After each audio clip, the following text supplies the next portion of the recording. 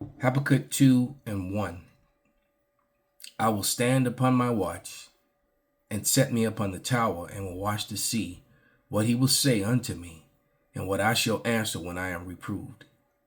And Yahweh answered me and said, write the vision and make it plain upon tables, that he may run that readeth it. For the vision is yet for an appointed time, but at the end it shall speak and not lie. Though it tarry, wait for it, because it will surely come. It will not tarry. Call halal Yahweh Bahasham Yahushai Bahasham Rakaha Kwadash. Double honors unto the apostles, double honors unto the elder bishops.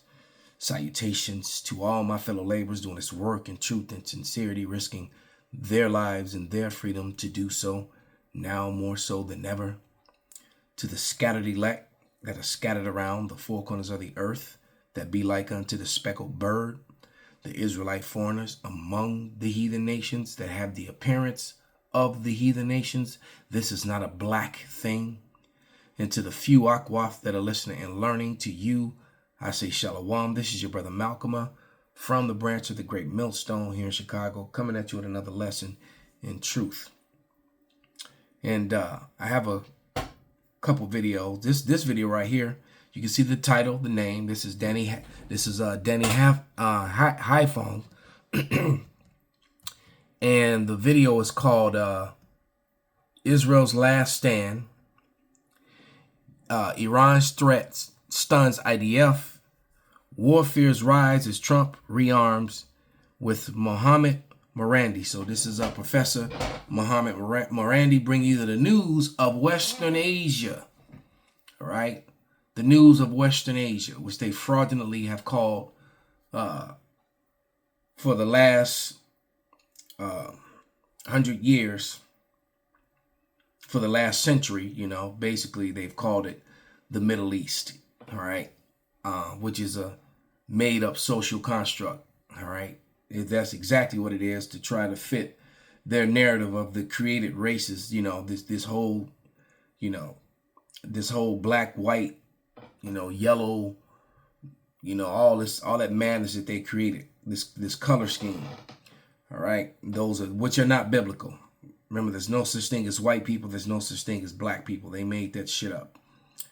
All right. And they made it up to advance the false and very wicked and malicious ideology of white superiority.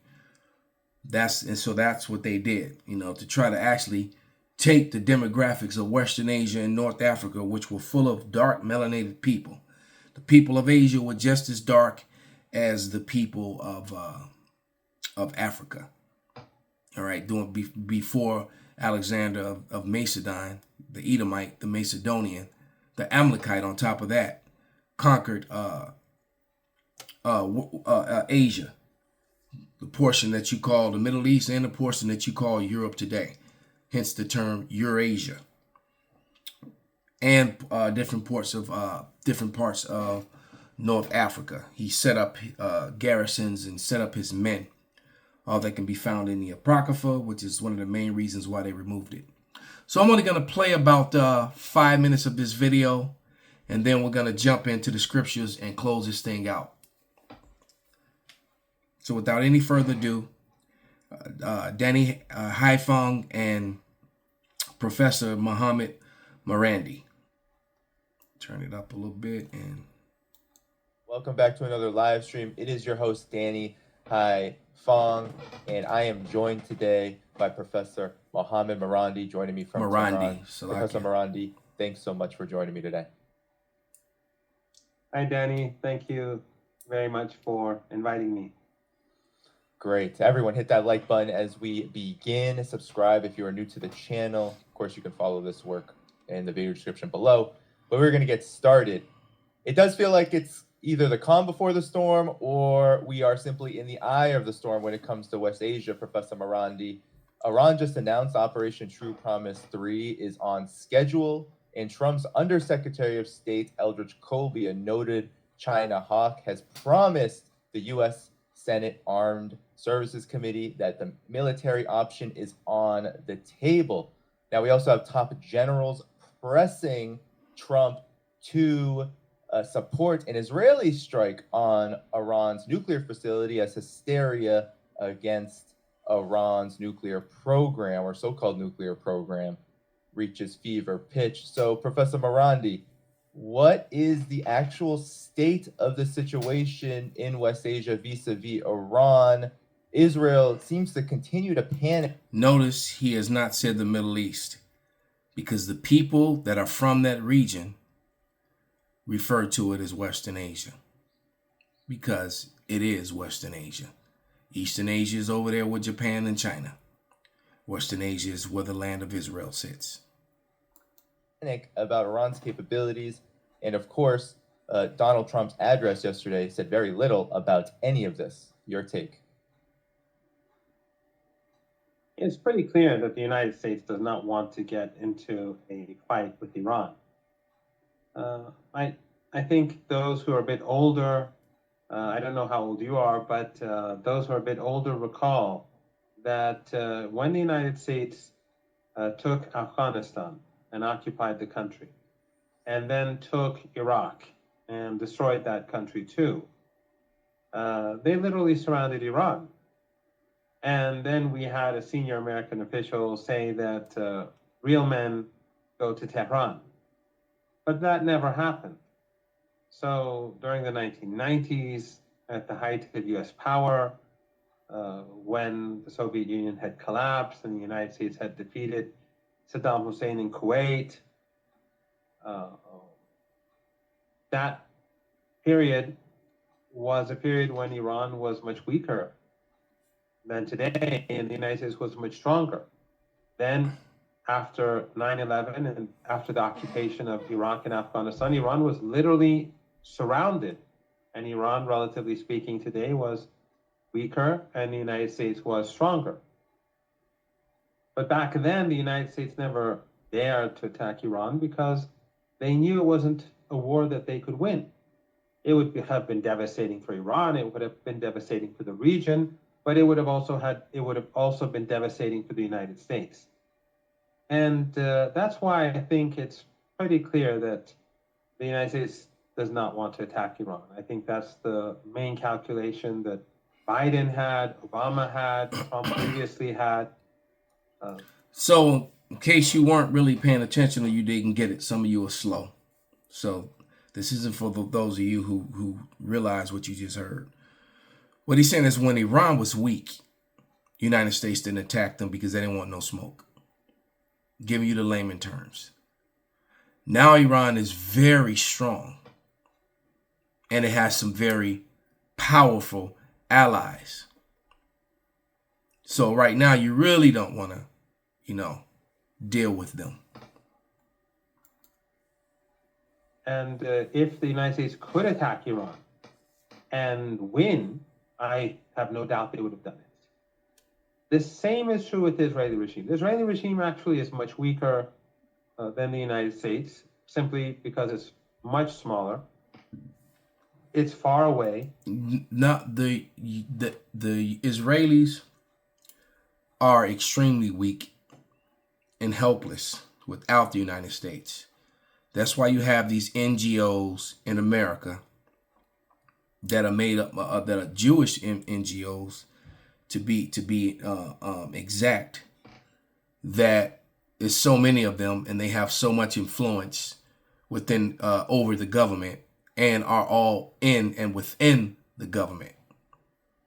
All right, because their true alliances to the land of Israel. Most of them also have dual citizenship. And Israel must be over there so that they could have a grip in that portion of the world so that they could forward white superiority and the fraudulent ideology that they continue to push.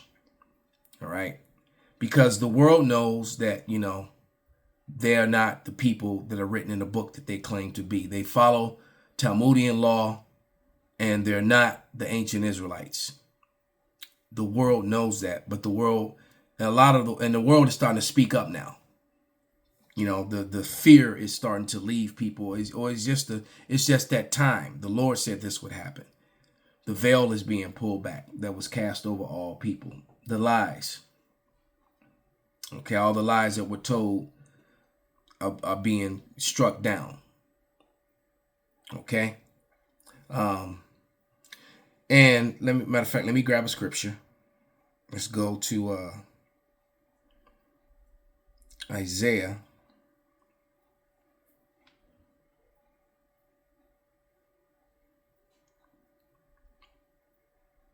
14, verse 10 and 11, and it reads, all they speak that say unto thee, art thou also become as weak as we? Art thou become like unto us?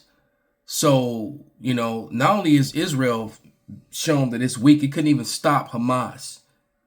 Iran, it couldn't stop any of the weak missiles that they sent.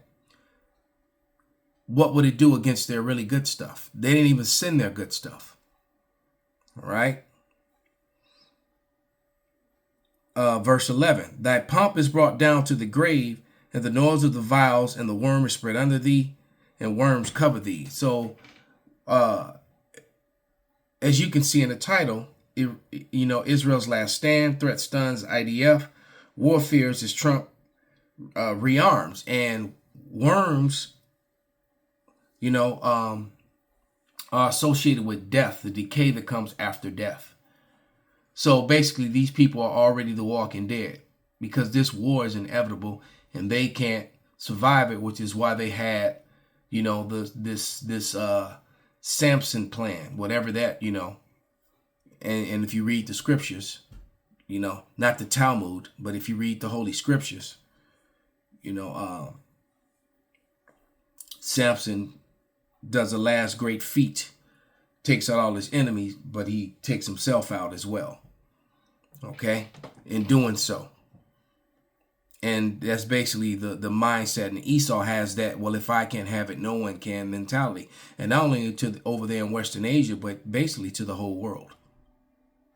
Meanwhile, Trump is like a wolf pissing on every tree in the forest. He's pissing on a tree of Canada. He's pissing on a tree in Mexico.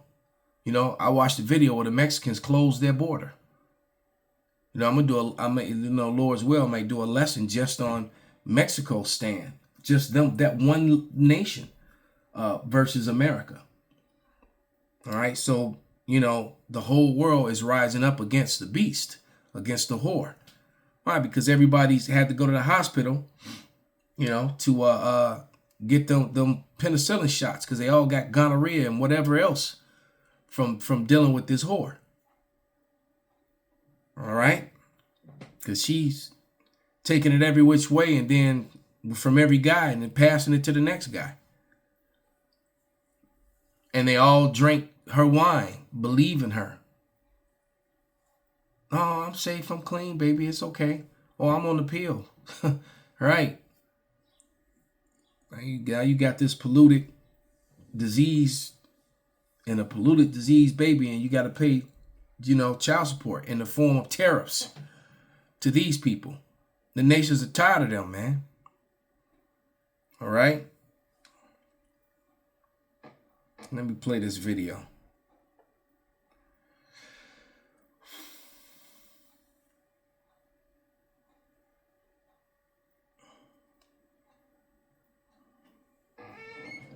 And this is Canada, and this came from my I have my own private investigative reporter, the Water Beloved. She's always sending me this really good stuff.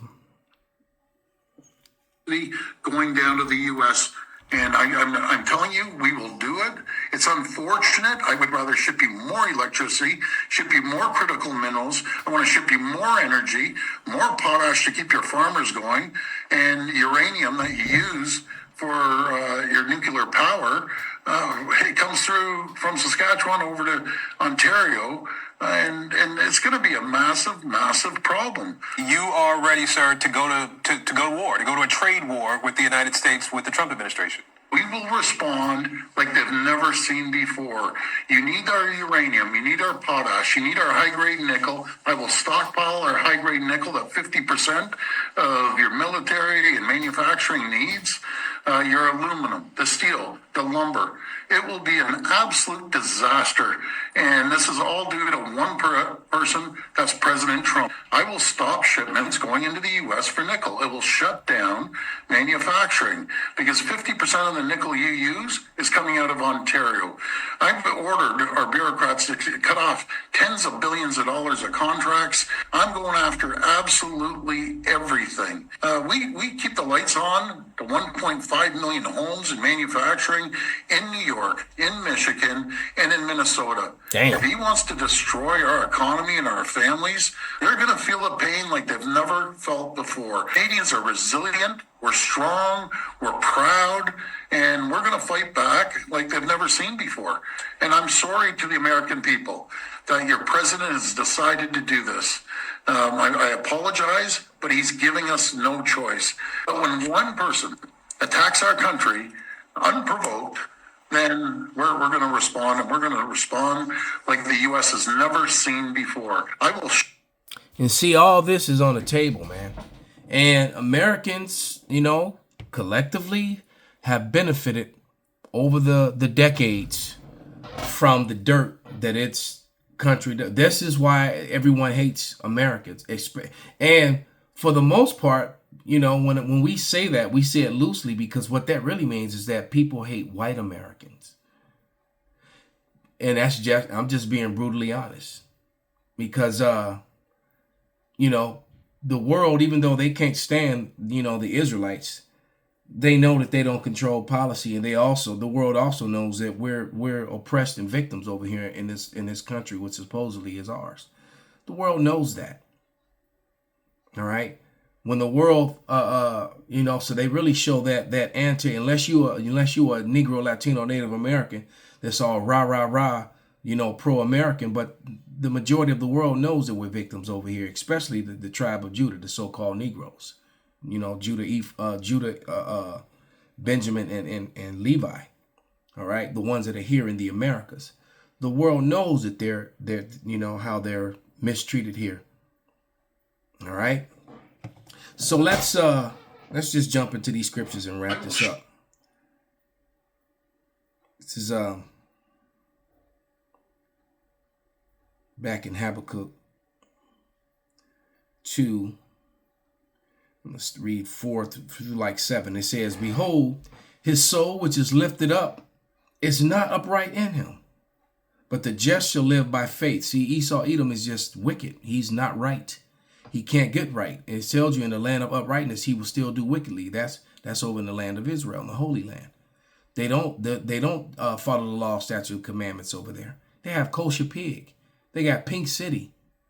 All right, and all manner of wickedness. They harbor sexual deviants from America and protect them. They run back to the land of Israel because in their Talmud, that's okay.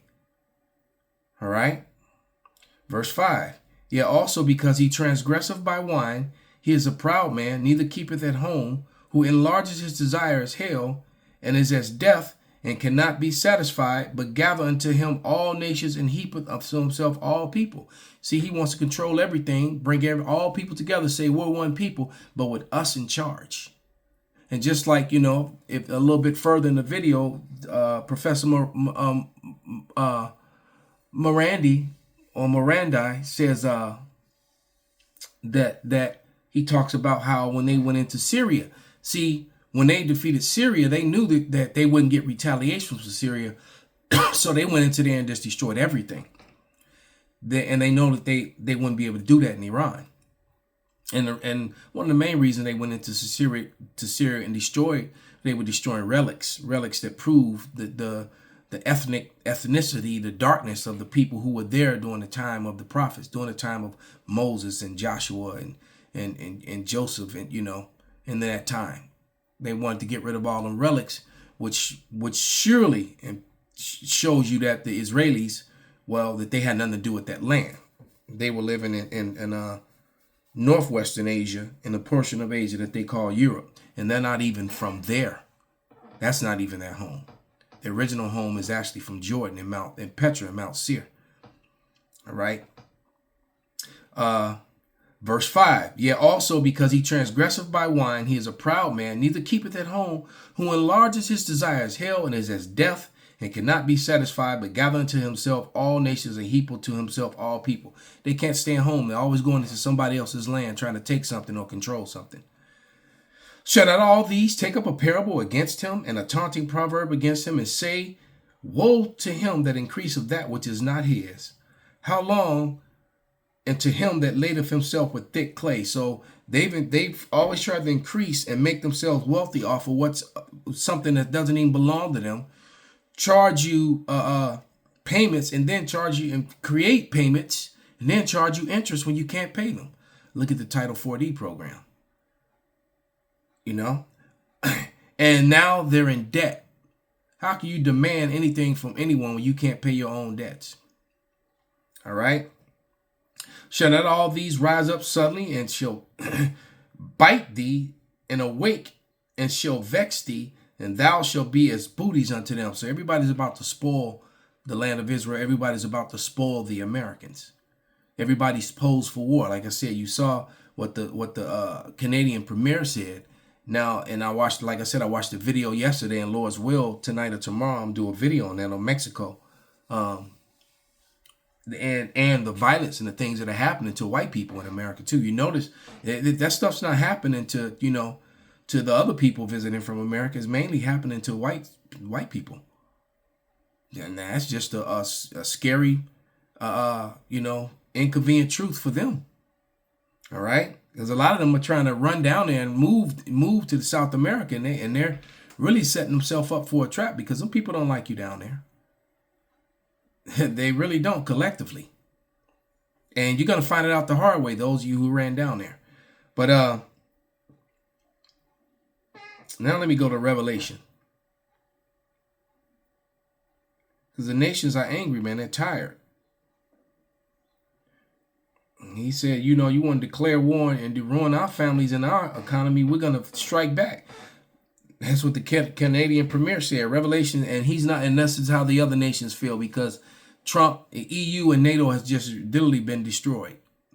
And eventually what they're going to do is realize that the sensible thing is for them to just join the BRICS. And that's exactly what they're going to do. All right. Because the scriptures are clear. As I read, it says, and the 10 horns, this is Revelation 17:16, and the 10 horns, NATO and EU, is a big part of that, which thou sawest upon the beast, these shall hate the whore, and shall make her desolate and naked, and shall eat her flesh and burn her with fire. This is how I know, how you know that the statement I just said prior to this is true about the EU and the NATO.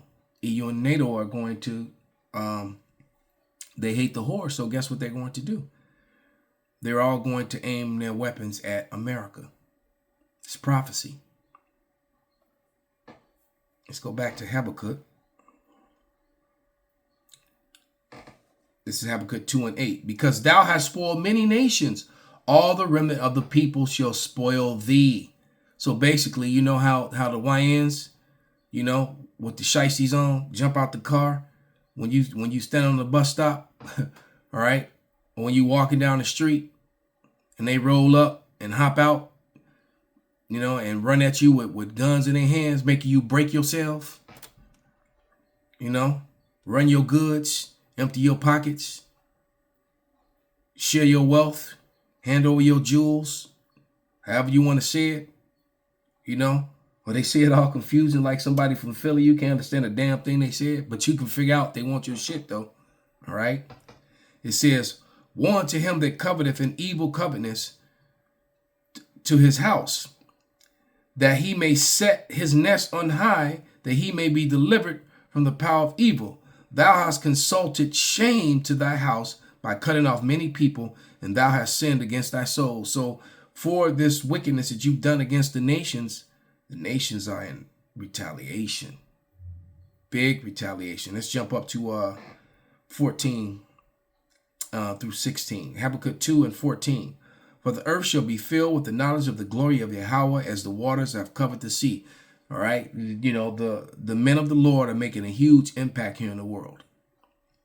All right. And the nations are awakened. And a lot of the talking points that the nations have against Esau, Edom, all right, the so-called white man, against America, against the imperialism, against capitalism, against democracy, a lot of the complaints and the points that people are pointing out in the world, even the conversation that Professor Miranda and Danny Hafong are having in this interview, no one was speaking like this before the men of the Lord went on the internet and started exposing Esau, Edom.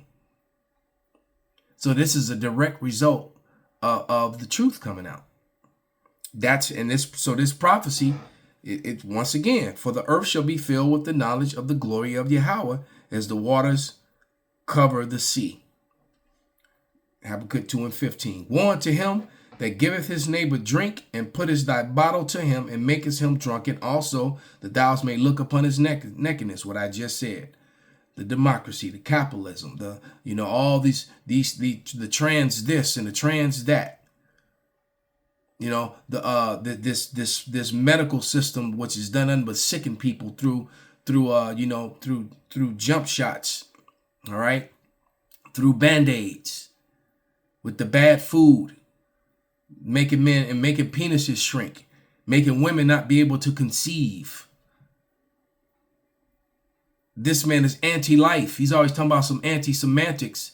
These people are anti-life. Verse 16, last scripture, we'll wrap it up. Thou art filled with shameful glory. Drink thou also, and let thy foreskin be uncovered. And the Lord's right hand shall be turned unto thee, and shameful spewing shall be upon thy glory. The embarrassment of their murderous, imperialist, colonizing history, the thievery, how they really got their wealth and how they really became a power. All right. So with that, I'm going to give all praises, all honor and glory unto Yahweh, Bahasham, Yahushai, Bahasham, Rekahak Wadash, Kwam Yasharala, Abad Babal.